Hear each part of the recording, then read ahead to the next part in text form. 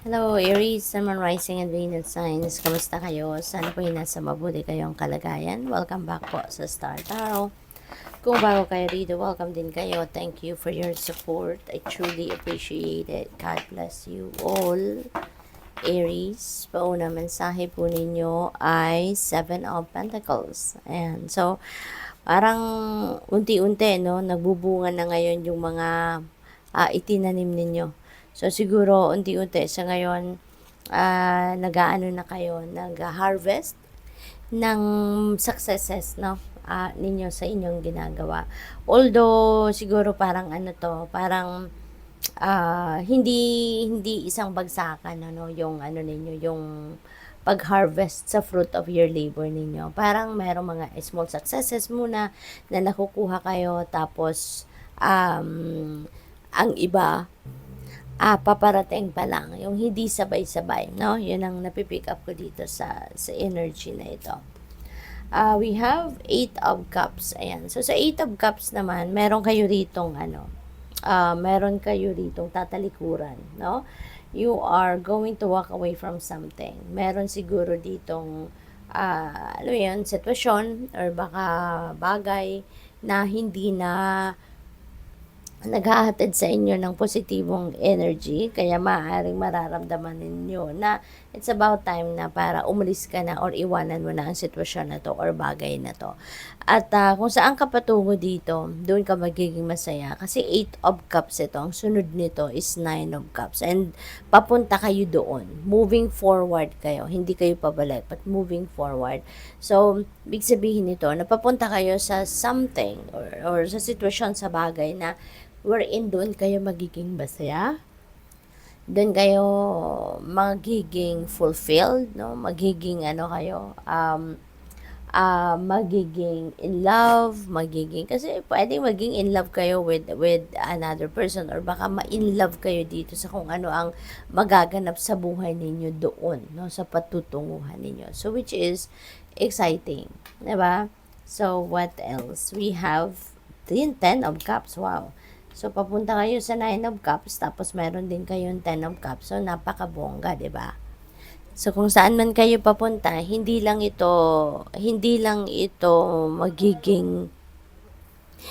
lang magiging masaya, kundi pati na rin ang pamilya mo, no?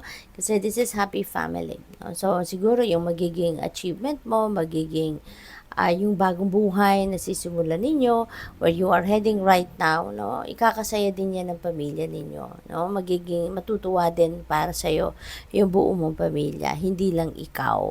So, dito kasi, domestic happiness, domestic bliss ito. So, merong harmony, dito, beautiful relationship between you and other family members, yung ganon, no? Kaya magiging exciting ang ganap, no, sa buhay ninyo sa ngayon. Kasi hindi lang ikaw yung magiging masaya, hindi lang ikaw magiging excited about the new life na sisimulan ninyo, kundi pati na rin ang buong pamilya ninyo, no?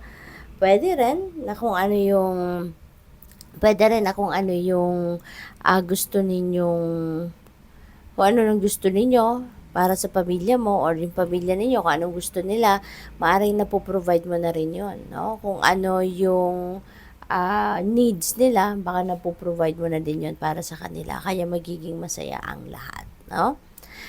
What else? We have Page of Wands. Ayan. So, may mga, may mga exciting na opportunity na dadating sa inyo at yung mga oportunidad na to is going to give you, yung parang bibigyan ka nito ng bagong liwanag para mapunta ka sa bagong path wherein magagawa mo kung ano yung gusto mo, kung ano yung passion mo, diba? Baka may mga offer dito ng kunyari trabaho or career, no, na kung saan magagawa mo kung ano yung passion mo, kung ano yung gustong-gusto mong ginagawa, no?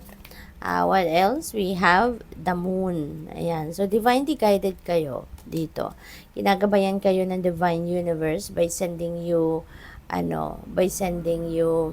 uh, intuitive messages and nudges dito para dalhin ka sa kung saan man kayo dapat mapunta. no? Kaya makinig kayo sa inyong intuition and even your dreams, no? Pay attention kayo sa inyong mga panaginip kasi may mga yung impormasyon sa inyong mga panaginip, no? Ano yan, gabayan sa inyo ng Divine Universe. Kaya pakinggan ninyo ito. So, tignan natin kung ano pa ang ganap dito for Aries. We have, what's your honest truth? Ayan. So, parang ano to, magandang pagmuni-munihan, no? Pag-isipan ninyong mabuti before you go to bed at night or before kayo bumangon sa umaga, isipin ninyo, ano nga ba, 'di ba? What's your honest truth? Ano nga ba yung totoo mong anong totoong nasa loob mo, anong totoong iniisip mo, 'di ba? Para before you start the day, alam mo, sigurado ka sa mga gagawin mo na yan ay in alignment with your own truth. Na yung mga pagkakabisihan mo sa araw na to at sa mga susunod pang araw is in alignment sa kung ano talaga yung totoo mong nararamdaman, sa totoo mong gustong gawin sa buhay. We have external validation. Ayan. Hindi mo to kailangan, no, Aries? Hindi mo to kailangan kasi hindi mo kailangan ng validation ng kung sino man para makita mo yung worth mo, 'di ba? Kasi kayo lang ang tanging nakakaalam, no? Kayo lang ang tanging nakakaalam or tanging nakakakilala ng sarili mo, ng kung ano yung truth mo, kung ano yung totoo mong pagkatao, ano yung mga capabilities mo, ano yung mga talents, skills, and gifts mo, kayo lang ang tanging nakakaalam noon. Kaya hindi mo kailangang i-validate pa ng ibang tao na, oo, may ganito ka, may ganyan, magaling ka sa ganito, sa ganyan. 'Di ba? Kasi ikaw mismo alam mo yun sa sarili mo. What else? We have shift the way to new potential. Ayan. So, marami siguro, no, with the Page of Wands, maraming nasa paligid mo, no, na mga bagong oportunidad at posibilidad na pwede mong gamitin, na pwede mong i-embrace, para magkaroon ka ng ng pagkakataon para ma-carry out mo na kung ano yung mga dreams mo, ano yung mga talents mo, ano yung mga skills mo, 'di ba? Yung ganon.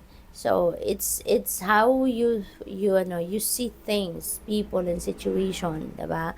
Kasi baka ang iba sa inyo hindi hindi kayo, alam mo yun, hindi masyadong appreciative. So, kung ano man ang nakikita ninyong potential out there, pwedeng ganun din ang ganap, 'di ba? Pwede namang ang iba, it's the other way around.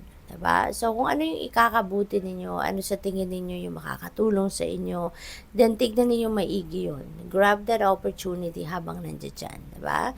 So, good luck sa'yo. Thank you for watching. Love and light. Namaste.